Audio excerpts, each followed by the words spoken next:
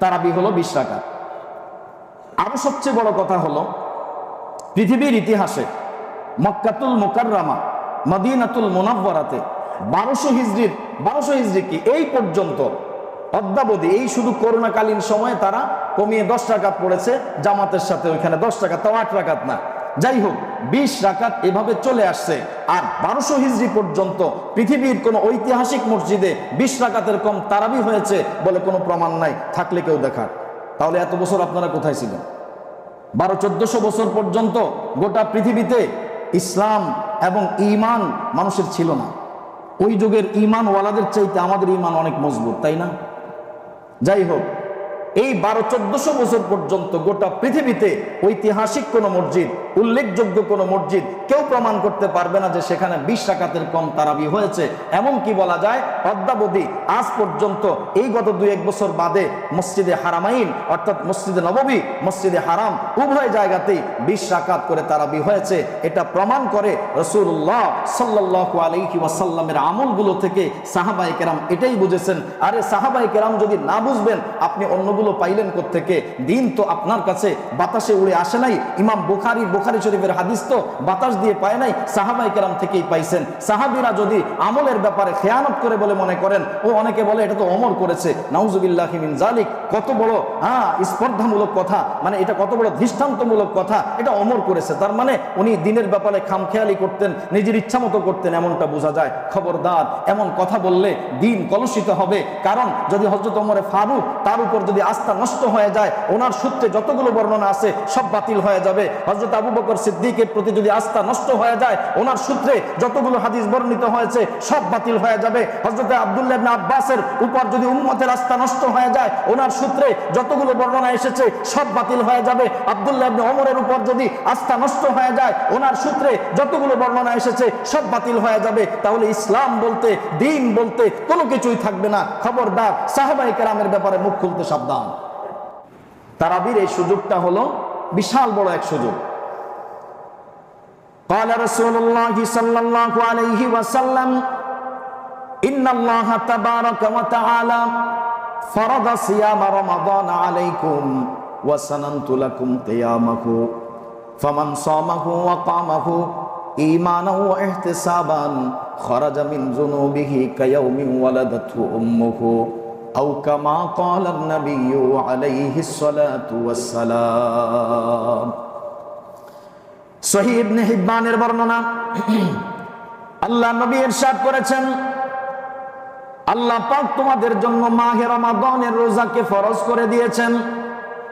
ওয়া সানানতু লাকুম কিয়ামাহু, আর আমি নবী তোমাদের জন্য মাহে রমাদানে কিয়ামকে সুন্নত করে দিয়েছি। কিয়ামে রমাদান তথা তারাবির নামাজকে আমি সুন্নত করে দিয়েছি। কিন্তু বন্ধু, বোঝার বিষয় হলো কিছু মানুষ এখানে ভ্রান্তির শিকার হয়ে আছে। মাহে রমাদানের আগে যে ইবাদতটা ছিল, মাহে রমাদানে কোনো ইবাদতের নাম পরিবর্তন হয় নাই, যেটা আগে যেমন ছিল তেমনই মাহে রমাদানে থাকে। রমজান মাসের আগে ফজরের নামাজ যেমন ছিল, মাহে রমাদানেও সেটা থাকে এবং নামও তার ফজরের নামাজই থাকে, নাম কোনো পরিবর্তন হয় না। মাহে রমাদানের আগে যেমন জোহরের নামাজ ছিল, মাহে রমাদানে সেটা জোহরের নামাজই থাকে। মাহে রমাদানে যেটা এশার নামাজ, মাহে রমাদানের আগে সেটা এশার নামাজই ছিল, মানে নাম তার পরিবর্তন হয় নাই, আগে যেটা যেমন ছিল সেটা তেমনই থাকবে। কাজেই আল্লাহর নবী মাহে রমাদানের পূর্বেও তাহাজ্জুদ পড়তেন, মাহে রমাদানেও তাহাজ্জুদ পড়তেন। যেই তাহাজ্জুদ রমাদান মাসের পূর্বে নবী পড়তেন, মাহে রমাদানও সেটা তাহাজ্জুদই থাকবে, সেটা তারাবি হয়ে যাবে না। ওটা তাহাজ্জুদই থাকবে। কারণ হাদিসের বর্ণনাগুলোতে যেখানে 8 রাকাতের কথা, ওগুলো নবীজি মা কানা ইয়াজিদু ফি রমাদান ওয়ালা ফি গায়রিহি, রমাদান গায়রে রমাদানে তিনি বাড়াতেন না। তার মানে নবীজির তাহাজ্জুদের পরিমাণটা রমাদানেও 8 রাকাতই থাকতো, আর মাহে রমাদান ছাড়া অন্য সময় 8 রাকাত থাকতো। এটা কেমন কথা? মাহে রমাদানের পূর্বে যেটা তাহাজ্জুদ ছিল, রোজার মাস আসছে সেটা তারাবি হয়ে গেল। কেন এমন হতে হবে? এমনটা তাহলে রমজানের বৈশিষ্ট্য কি? এখানে যে নবীজি বললেন, সহিহ ইবনে হিব্বানের এই বর্ণনায় নবী বললেন, আল্লাহ তোমাদের জন্য রমজান মাসে দিনের বেলা রোজাকে ফরজ করেছেন, আর আমি নবী তোমাদের জন্য রাতের বেলা কিয়ামে রমাদানকে তথা তারাবিকে সুন্নত করেছি। আচ্ছা, বুঝে থাকলে বলুন তো, যদি আগের থেকেই তাহাজ্জুদের নামাজ সেটাই যদি তারাবি হবে, তাহলে নবীজির এই কথা বলার অর্থটা কি? এটা তো আগের থেকেই ছিল। কি কোন? যদি বলে আল্লাহ তোমাদের জন্য রোজা ফরজ করছেন, আমি তোমাদের জন্য রমজান মাসে এশার নামাজ ফরজ করছি, কোন অর্থ আছে? এটা তো আগেও ছিল। রমজান মাসের আগেও এশার নামাজ ছিল, রমজানের পরও এশার নামাজ আছে। কাজে ওইটা তো ওইটার জায়গায় আছে। বোঝা গেল ওইটা না, আগের যে তাহাজ্জুদ নবীজি পড়তেন সেটা আগের থেকেই ছিল, রমাদানেও তিনি পড়তেন। কেন রমাদানে কমাবেন? প্রশ্নই আসে না। রমাদানে তো আরো ইবাদতের মাত্রা বাড়াবেন, কাজেই আগেরটাই নাম পরিবর্তন করে করবেন, এমনটা তোর কোনো যুক্তি নাই। কাজেই ওটা হলো তাহাজ্জুদের বর্ণনা। যারা 8 রাকাত তারাবি মনে করেন, এটা মূলত তাহাজ্জুদের বিষয়। তাহাজ্জুদের হাদিসকে তারাবির মধ্যে ঢুকিয়ে দিয়েছে। এখানে স্পষ্ট এই বর্ণনা থেকে প্রমাণ করে তাহাজ্জুদ হলো সারা বছরের নামাজ। তাহাজ্জুদ কি? সারা বছরের নামাজ। তিরমিজি শরীফের বর্ণনা, বুখারী শরীফের বর্ণনা, হাদিসের বিভিন্ন বর্ণনাতে কথাটি স্পষ্ট উল্লেখ আছে, মা কানা ইয়াজিদু ফি রমাদানা ওয়ালা ফি গায়রিহি। রমজান মাসে এবং অন্য রমজান মাসের অন্য সময়ে অন্যান্য মাসে নবীজি 8 রাকাতের বেশি করতেন না। সেটা কি? তাহাজ্জুদ। সেটা হলো তাহাজ্জুদ। কাজেই রমজান মাসেও তাহাজ্জুদ 8 রাকাত, সচরাচর নবীজির তাহাজ্জুদ 8 রাকাত। রমজানের আগে পরে সব সময়ের জন্য তাহাজ্জুদ কি? 8 রাকাত। আর তারাবি হলো কয় রাকাত? 20 রাকাত। 2 সালামের সাথে, মানে প্রত্যেক 2 রাকাতের মাথায় সালাম ফিরাতে হবে। সর্বমোট 10 সালাম হবে। 10 সালামে এই 20 রাকাত তারাবি সুন্নতে মুআক্কাদা।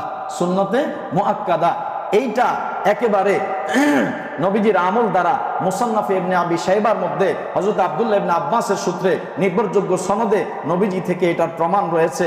খোলাফায়ে রাশিদিনের মধ্যে সাইয়্যিদুনা আবু বকর আর সাইয়্যিদুনা ওমর ফারুক, সাইয়্যিদুনা ওসমান, সাইয়্যিদুনা আলী রাদিয়াল্লাহু আনহুম, তাদের থেকে ওইভাবেই বর্ণিত হয়ে আসছে। সাহাবায়ে কেরাম বলা যায় এই বিষয়ে একমত হয়ে গেছেন। 20 রাকাতের ব্যাপারে কোন সাহাবী দ্বিমত পোষণ করেছেন বলে কোনো প্রমাণ নাই। কারণ 3 খলিফার যুগে লাগাতার যখন তারাবি 20 রাকাত করে চলেছে, তখন কেউ দ্বিমত পোষণ না করা এটা প্রমাণ করে যে এই তারাবির 20 রাকাতের উপর সাহাবায়ে কেরামের ঐক্যমত প্রতিষ্ঠিত হয়েছে। কোন আমলের ব্যাপারে সাহাবীরা যখন ঐক্যমত পোষণ করে, সেখানে 1400 বছর পরে এসে আমার আপনার আর কারো নাক গলানোর কোনো সুযোগ থাকে না। তাহলে কয় রাকাত? কেউ যদি মনে করে আমরা 8 রাকাত পড়বো, তাহলে পেছনের দিকে দাঁড়ায়, ঠিক আছে তো? কারণ মাঝখানে বের হয়ে যাবেন, এটা ডিস্টার্ব দেখা যায়। আপনার মনে চাইলে কাউকে তো জোর করা যাবে না। কি কন? যার যারটা তার হাতে, কাউকে তো ধরে বেঁধে জবরদস্তিমূলক কিছু করা যাবে না। আপনি যদি একান্ত 8 রাকাত পড়তেই চান, তাহলে কোনো এক পাশে বা পেছনে দাঁড়াবেন, যেন আপনি 8 রাকাতের পরে বের হলে অন্যদের উপর প্রভাব না পড়ে, অন্যদের উপরে কোনো প্রভাব না পড়ে।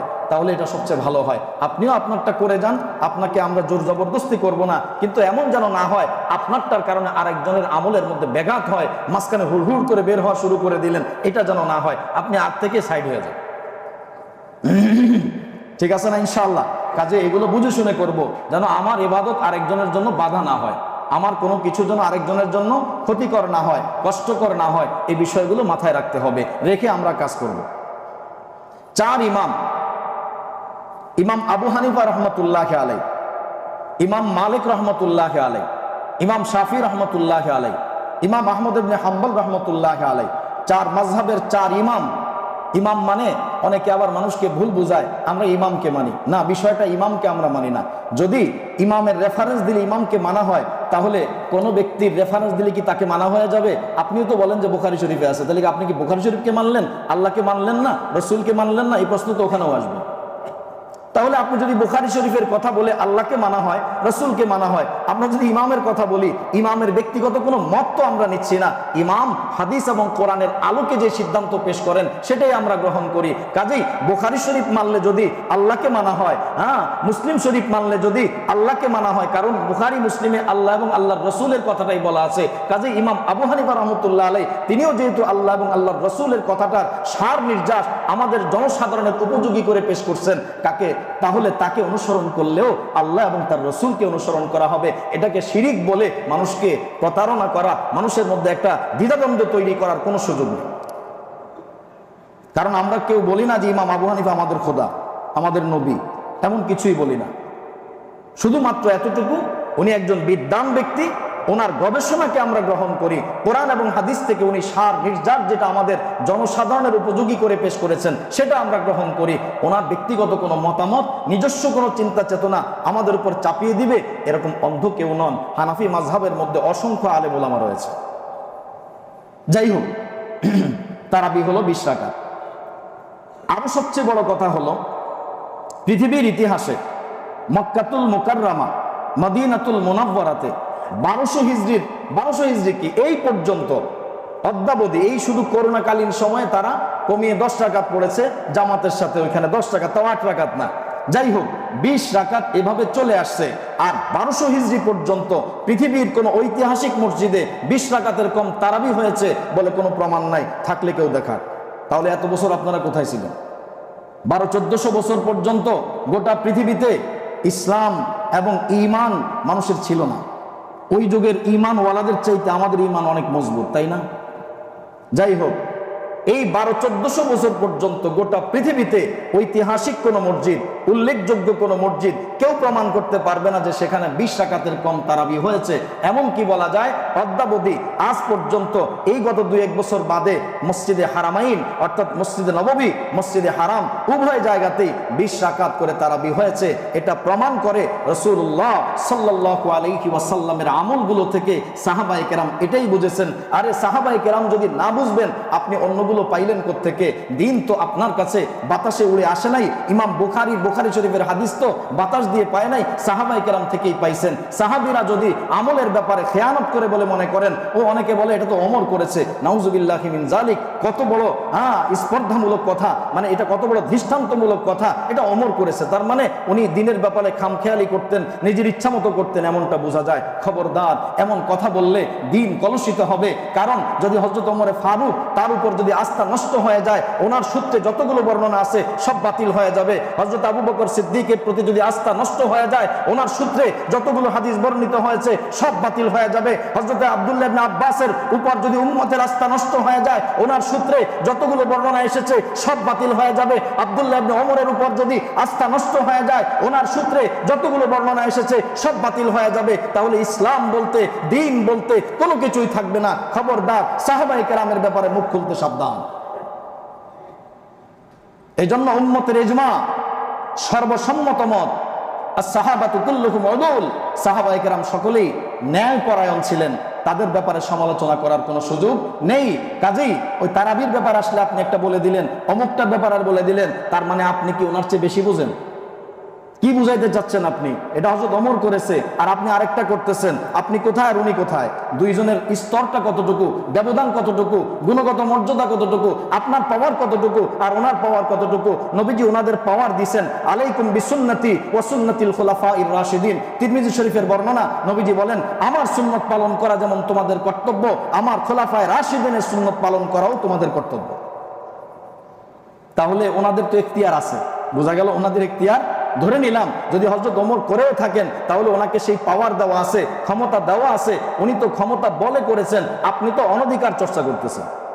আপনাকে তো এই পাওয়ার দেওয়া হয় নাই, আপনাকে এখতিয়ার দেওয়া হয় নাই। কাজেই উম্মতের স্বতঃসিদ্ধ বিষয়, ঐক্যমতের ভিত্তিতে প্রতিষ্ঠিত বিষয় নিয়ে উম্মতের মাঝে ফাটল ধরানো থেকে বিরত থাকবে।